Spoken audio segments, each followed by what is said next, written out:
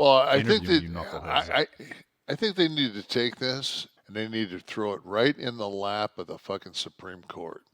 Because if you're talking about some legal fucking geniuses, some people that you just want to, I mean, I just think that Supreme Court is just my entire life. I've always had some admiration for them, but they've just come to like a different level. Like the clarity, it's almost, you know, it's like the Matrix. Well, what was supposed to be a system of checks and balances has proven to be far less so in the last 10 years. Yeah. You need to rewrite some of that in the textbooks. I tell you, the case against Donald Trump today, I was watching some of it, and so they had the cat Pecker from National Enquirer, Hmm. and my wife's like, "Why is her teeth so yellow?" I'm like, I don't know, a lot of Peckers.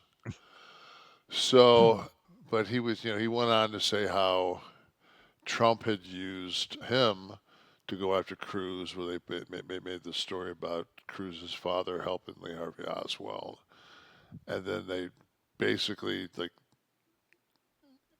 in cross the defense said, he basically said, yeah, and Ron Perlman and Schwarzenegger and like in other words, it's like this is just what we fucking do, and it didn't seem to me like, and I know that's not the court case and that's not what they're trying to prove, Hmm. but for when you've got 12 people in that box and you all you need is one to go. I was kind of like this today. Like Right. this, you know what I mean? It's like I You don't only need to know. get one. Right. Yeah, it's all you need, man, is one. That's what I don't those know. guys with the crooked noses would do. You just need to get to one juror That's it, baby. and put a sizable suitcase on their doorstep, and that's a hung jury. So, David, that scumbag Harvey Weinstein got his conviction overturned. I couldn't believe that. Yeah, wow. It was my Maybe we'll cover that more in depth next week because I was under the understanding that to introduce, you can call character witnesses that can talk about past events. The judge's decision, the way she wrote it, was that the prior judge allowed people to talk about instances that weren't in the formal charges. right. But it's character witness statements. People to come up and say, "Yeah, Nash stole all his money from me." Of course, I thought you could do that. So I'll have to drill down. What do you think, Kev?